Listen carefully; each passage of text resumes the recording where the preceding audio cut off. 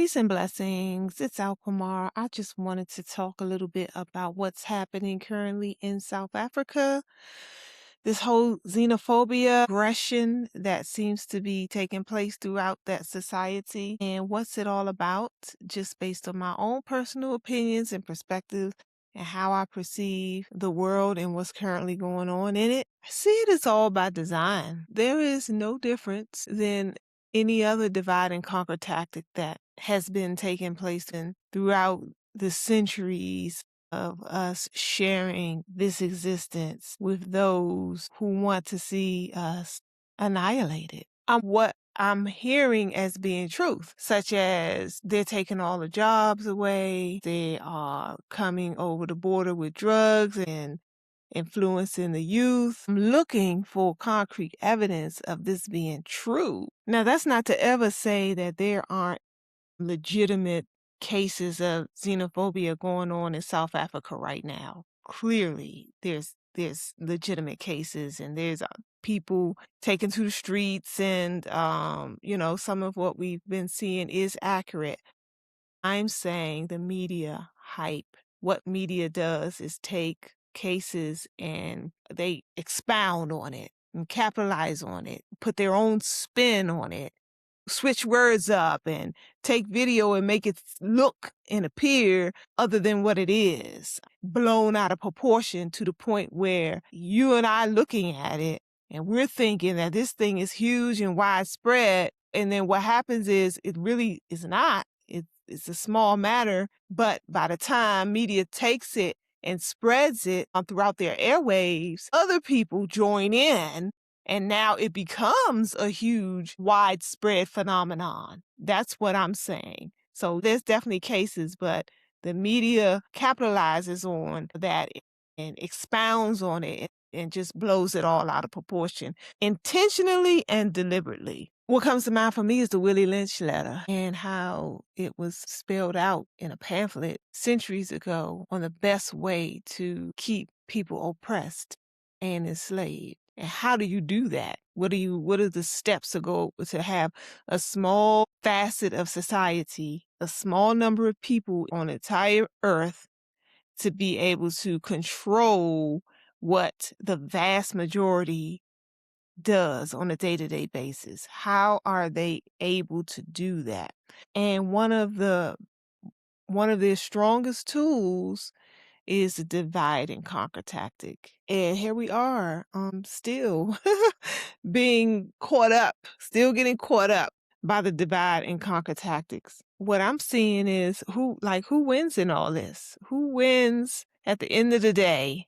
So if it is jobs that is being stripped from the South Africans, then removing all the immigrants that are there improperly, will that then create jobs? In fact, what I realize is what normally happens is you suffer the consequences. The South Africa is going to suffer more of the consequences than anybody else, because it becomes an even more unsafe society with all the drama that's currently taking place. And if a large portion of your gross domestic is in tourism and people deem your country unsafe, especially if you're targeting immigrants and people who aren't from there. So somebody who is not from there who wants to visit South Africa, the first thought comes to their mind is, I might be targeted. So they seek elsewhere. They go elsewhere. They don't come. And so your tourism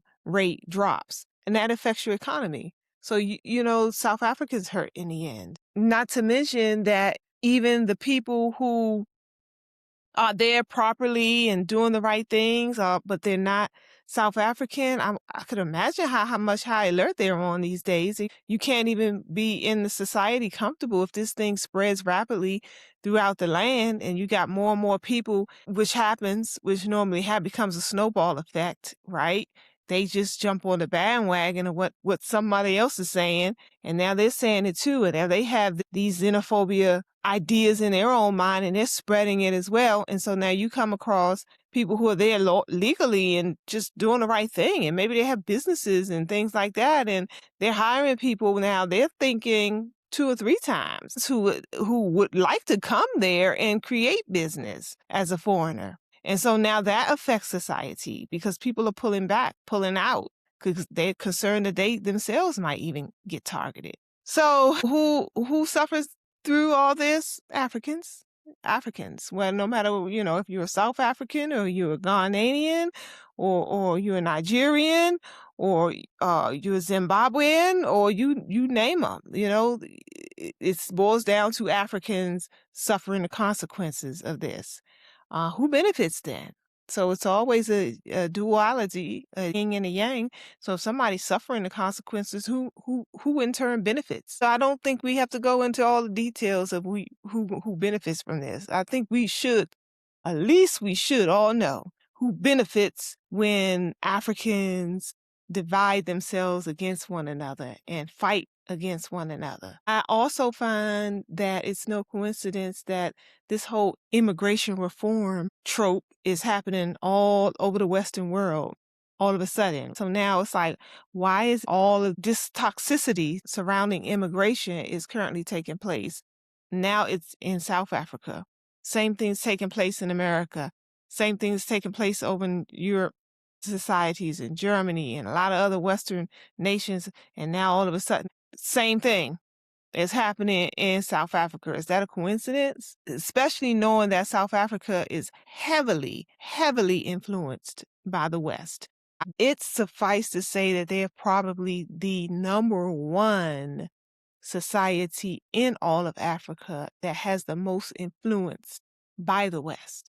So I don't find it a coincidence that this whole immigration thing is spread over into South Africa as well.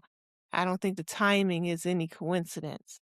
I also don't think it's any coincidence that Julius Malema was just sentenced recently to 5 years in prison. Now I'm hearing that he may not have to spend any time in jail, but just the fact that it's a political crackdown currently taking place all throughout. And the fact that a Black South African being charged by Europeans on South African land is just wild to me. It's wild that it could even take place in 2026 with all the information that we currently have at our fingertips. And where are the leaders that are speaking out about this media propaganda? I mean, has the president came out with any statements? I mean, I'm just like seeing it more just the general public are taking matters into their own hands. So where are the voices of the leaders with all of this currently taking place in their land? It's definitely the lingering effects of apartheid. And it's anywhere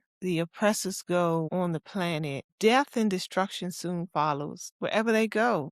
Once you start looking back at the timetables of history and seeing all the evidence of what has happened all throughout history, you come to realize that this is nothing new, and it's a pattern. It's everywhere they go on the planet. The Aboriginal people of that land who once occupied that land that they've come into usually suffer. They suffer by the hands of those Europeans who come. This is no different. And so here we are. It's like the remnants of apartheid, and it's like association bring on similarities. And so you start becoming like the people who oppress you, and you take on their same behavior patterns. It's like going through the fire, and now you come out of the fire, so you still have the sparks from the flames within your person. And so it's the same thing happens in America currently with African brothers and sisters in America. Associations bring on similarities. It's a lot of things that at one point you couldn't dare see Black people taking part in. It was just beneath us. And that's no longer the case in a lot of instances. There's a lot of things that we've associated ourselves with that's not of our traditions and our cultures, our ancient traditions and our ancient cultures that we've taken on that are not good for us. And so you see South Africans kind of in that same boat, unfortunately. The fact that guns are allowed in that society as well, it plays a pivotal role. All the crime that's taking place in South Africa in particular, where then you can find a lot of other surrounding and neighboring countries, and that their crime rate is not nowhere near the poverty rate. Looks different. A lot of that, once you start introducing those weapons and them machinery like that, them weapons like that into society, it never ends well. It never ends well.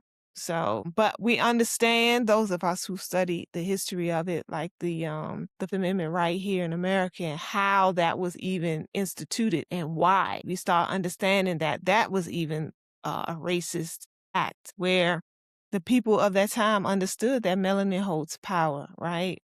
Physical strength. And so melanin tends to dominate when it's up against any other types of power. And so those who came against us understood that. So they knew they needed a stronger form of weaponry to protect themselves against the power of the melanated man in particular. And so that's why guns was instituted. It's in there. It's all in the history. It's all in the history, and it can be proven. And so the white slave owners were afraid. They thought afraid of rebellion, insurrection, being just dominated physically by their slave. And so they needed something to protect themselves, which is hence guns and overseers. If you have a black man to protect you from another black man, because you know that you can't go toe-to-toe with that man and win in any facet of the word. You know you can't do that. So you can need a buffer zone, hence the guns, hence the overseer. And so guns being introduced into South African society, that's and what I'm watching also is the power of social media algorithms, and how those as well can be used as a weapon, and how I can even speak to that on my own group page here lately, where I'm realizing that I'm getting an influx of negative commentation from people just spreading the flames of division and hate and spewing anger and frustration, and like it's an influx all of a sudden, and their profile photos are all very similar.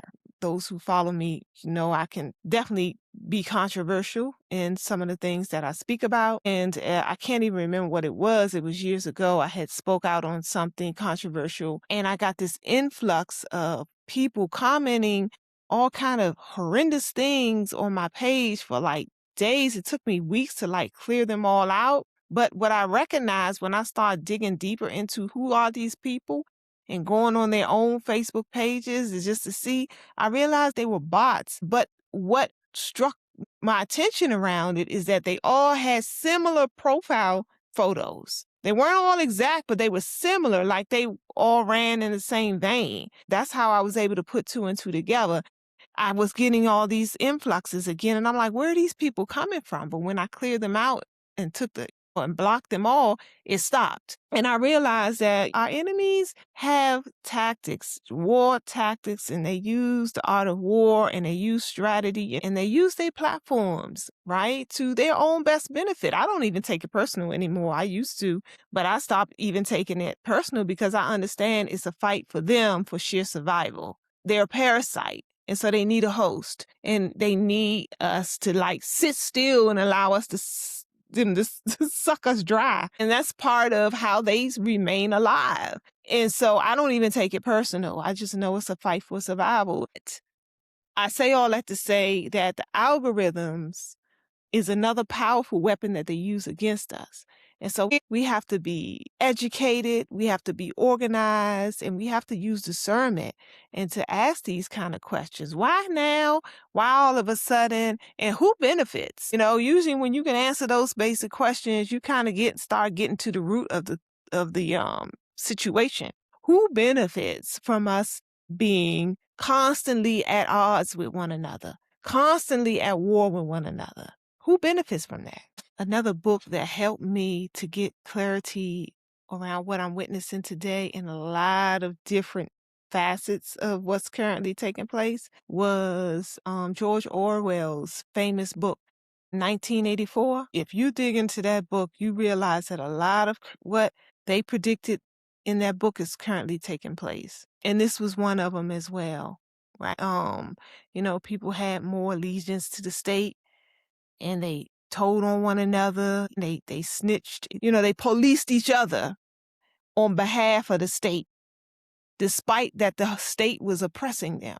So get that book. If you read it a long time ago, read it again, because you'll read it under different eyes, and you'll get a better perspective. And things like that help you to understand what you're seeing and help you not to get caught up in the traps, because you see the trap laid before you even get to it. And so it helps you navigate this rough terrain in more peace and more understanding, because once you have understanding, peace follows. You have peace of mind because you have understanding. So you're not all in emotion, aggressively and angrily going through life without understanding and being frustrated and all those other negative emotions. So you kind of get what's going on. And so you see Father, and then you can even protect yourself. You're better able to navigate the terrain in a way that will protect yourself, because there's a lot of people out here falling victim to a lot of this propaganda that's currently taking place because they don't know.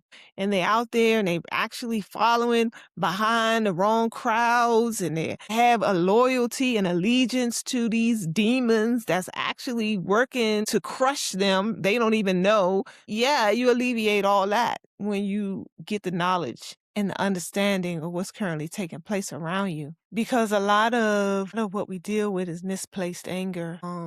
A lot of it is misplaced anger. We angry with each other. We frustrated. We lash out, because we don't think that we have any power to stop what's currently taking place to us. Right? So we lash out on the ones that's closest to us, and we become even more divided. That makes them even more powerful and strong. So the misplaced anger is another thing that you can alleviate just by raising your self-awareness. Because a lot of what's happening with the xenophobia in South Africa, the FBA kind of trope that's currently taking place in America, that's the game. That's how they remain in power. That's how they remain dominant. That's how they remain in control, is when they divide you, separate you, and are able to make you feel like you don't have any support, that you're on your own and you can't rely and depend on nobody else. And if everybody feels that way, then they won't.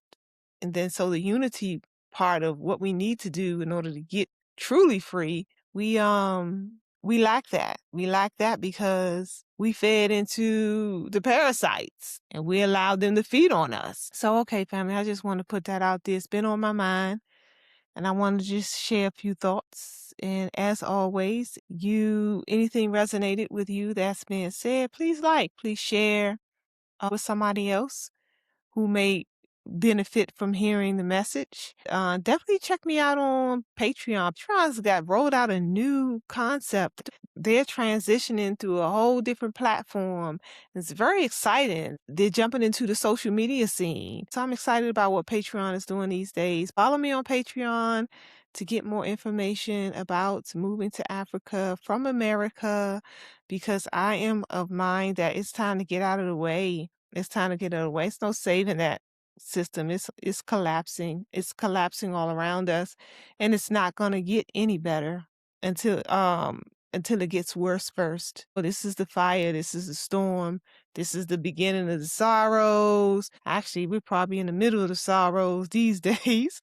But I mean, the writing is on the wall, and so you can continue down this road of the house of horrors, or you can jump off the train and come and be somewhere else that's a lot more peaceful and accepting of you. So if you're interested at all in how to leave America and what all that entails, follow me on Patreon and we'll discuss that there. Okay, family, take care of each other out there. Thanks for tuning in. Peace.